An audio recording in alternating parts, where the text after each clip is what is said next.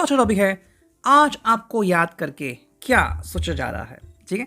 And we got two objects, पहला ये blue oracle and second one is a tarot, ठीक है।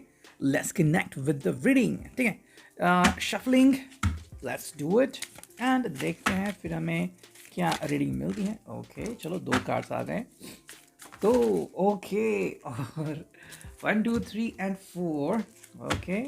बस हमें एक कार्ड और चाहिए ताकि 7 कार्ड हो जाएं, ठीक है। चलो इसमें से हम एक कार्ड ले लेते हैं। सो दैट्स इट, हमें मिल गए हैं 7 कार्ड। देखते हैं क्या आता है रीडिंग। ओके सो पहला कार्ड जो हमें यहाँ पे दिख रहा है वो है सॉरी। ओके ये कार्ड आ गया। आई थिंक दिन भर जो हम रीडिंग कर रहे थे, लाइक सुबह सुबह की रीडिंग की, दोपहर की रीडिंग की, आई थिंक ये पर्सन ज़्यादा सिक्लूडेड था, मतलब अपने आप में खोया हुआ था, थोड़ा समय लेना चाहता था, थोड़ा अपने लिए समय बचा रहा था। बट राइट नाउ जो उनका पहला मोमेंट दिख रहा है, पहला मोटिव, वो है सॉरी। मतलब अगर इनकी कोई भी बात का अगर आप बुरा मान गए, फिर अगर इसने जानबूझ के तकलीफ़ नहीं, लेकिन अगर आपसे थोड़ी सी दूरियां बनाई हैं या फिर आपका कोई कॉल अनसुना किया है, तो ये आपसे सॉरी कहना चाहता है। It's very cute thing. कहीं ना कहीं कोई एहसास इनको हो रहा है, लेकिन हाँ, इनके दिल में कोई मैल नहीं है। सेकेंड जो कार्ड हमें दिख रहा है यहाँ पे वो है complicated situation. Yes, that's what could be going on. देखो, ये आपको सीधी तरह से बता नहीं सकते एग्जैक्टली क्या हो रहा है। जैसे कि मान लो कहीं फाइनेंशियल कंस्ट्रेंट आ गए हैं, पैसे अटक गए हैं, या फिर फैमिली में कुछ हो रहा है, फैमिली प्रेशर है, वर्क प्रेशर है। तो ऐसी कई सारी बातें हो सकती है जो शायद आपकी समझ में ना आ जाए, क्योंकि जो कोई व्यक्ति जिस चीज़ से भी गुजर रहा है, ज़रूरी नहीं कि हम उसी सिचुएशन के बारे में उसी तरीके से सोचे, एंड इसीलिए शायद वो पर्सन जितने भी कोशिश करे, आप शायद उनकी सिचुएशन समझ नहीं सकते। मान लीजिए 2 घर हैं, आप एक घर में रह रहे हैं, आपके घर में तो शांति है, इनके घर में माहौल गर्मा आ गया है, तो आप क्या करेंगे? सो सिमिलरली आप इनको जज अगर करेंगे तो शायद वो गलत तरीके से होगा, ठीक है। नेक्स्ट जो कार्ड हमें दिख रहा है वो है ट्रैवलिंग। देखो, ये पर्सन ट्रैवलिंग करने के बारे में सोच रहा है, मतलब कहीं ना कहीं शायद इनको वे आउट चाहिए। ओके, मैं भी ये सोच रहा है कि अगर आप दोनों मिलते हैं फ़ोन पे, कि अगर आप बात करते हैं तो शायद फ़ोन के थ्रू ही कम्युनिकेशन कर जाए, मतलब एटलीस्ट आप दोनों का मन है वो तो कम से कम ट्रैवल कर सकता है। हालांकि अगले दिन का भी प्लान वो शायद कर सकते हैं। नेक्स्ट इज़ मिस्टेक, तो शायद कोई मिस्टेक अगर इनसे हो गई है तो वो भी आपसे कबूल कर सकते हैं कि भाई हाँ, ये मेरे से गलती हो गई एंड मुझे इसके लिए माफ़ कर दो। ओके, हालांकि इनकी मिस्टेक को आप फॉरगिव करेंगे या नहीं वो तो आपके ऊपर डिपेंड है। Next is loneliness. देखो, ये पर्सन अकेला पड़ गया है, तो चाहे आप इनको माफ़ करो चाहे ना करो, इस पर्सन ने सोच लिया है कि ये अकेला रहेगा। बिकॉज देखो, कई बार हमें दूसरों को बताना नहीं आता कि भाई हम कौन सी चीज़ से गुजर रहे हैं। जैसे कि मान लो फ्लिपकार्ट अमेज़ॉन की कुरियर सर्विस हो गई है एंड आपको तो वो प्रोडक्ट मिलता है, कि वो पर्सन स्माइल कर रहा है कि ये लीजिए सर, लेकिन उसके बाद क्या होता है, क्या वो पर्सन सच में हैप्पी है या गुस्से वाला है, आपको नहीं पता। ओके, नेक्स्ट देखते हैं यहाँ पे रीडिंग क्या आती है, जो है मनी इशू। तो जैसे मैंने कहा कि शायद कोई फाइनेंशियल इशू हो सकता है, तो उसी के कारण शायद वो पर्सन किसी इशू को लेके बैठा है।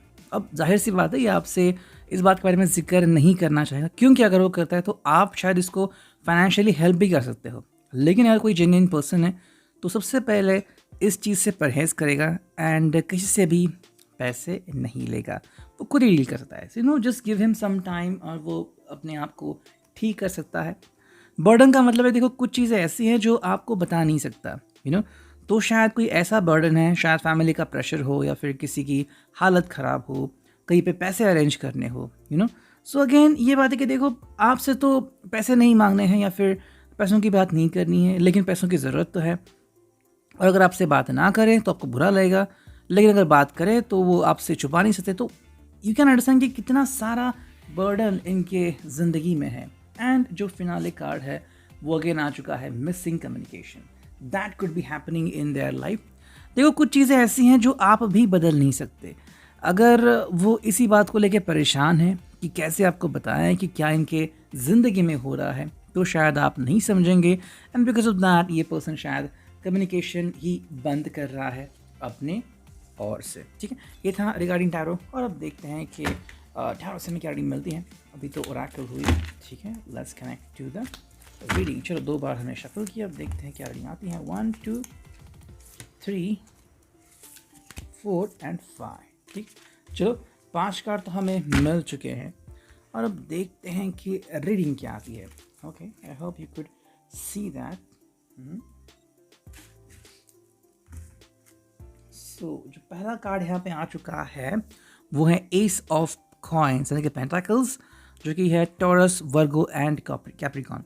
देखो यहाँ पे ये ट्रस्ट बिल्डअप करने की कोशिश कर रहा है। एंड सेकेंडली बात जो आती है कि अपने रूट्स ठीक करना, तो कहीं ना कहीं ये वापस से शुरुआत कर रहा है, तो मे बी इसको शायद धन की ज़रूरत है। अगेन यहाँ पे धन की बात आ गई, या फिर इसे किसी का विश्वास जीतना है। तो अगर ये किसी से पैसे उधार ले रहा है तो मे बी ये उसके बारे में सोच रहा है।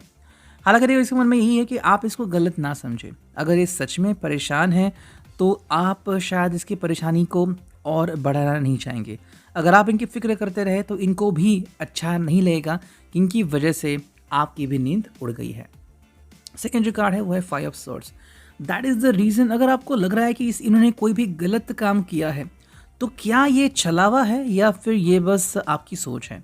जेमिनी, लिब्रा, एक्वेरियस का ये साइन है। एंड देखो यहाँ पे क्या होता है कि कई बार लोग जो है वो बहुत ही बदतमीजी से या तो पेश आते हैं, या फिर somewhere they just tend to ignore you, ऐसे कुछ चीज़ें हो सकती हैं।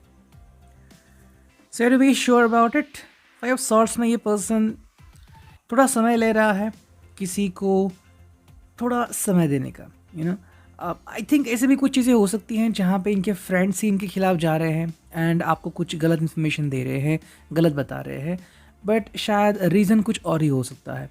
Like his may be neighbour और his uncle needs a wine, bottle of wine and he is carrying it, and आपको लग रहा है कि क्या इन्होंने पीना शुरू कर दिया। तो ऐसी कुछ गलतफहमियाँ हो सकती हैं।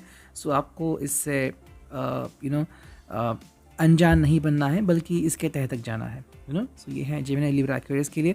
तो कोई भी अगर ये चीज़ करते हैं तो नेगेटिव बातें आपको नहीं सोचनी है। नेक्स्ट कार्ड है वो है 4 ऑफ कॉइन्स, 4 ऑफ पेंटिकल्स।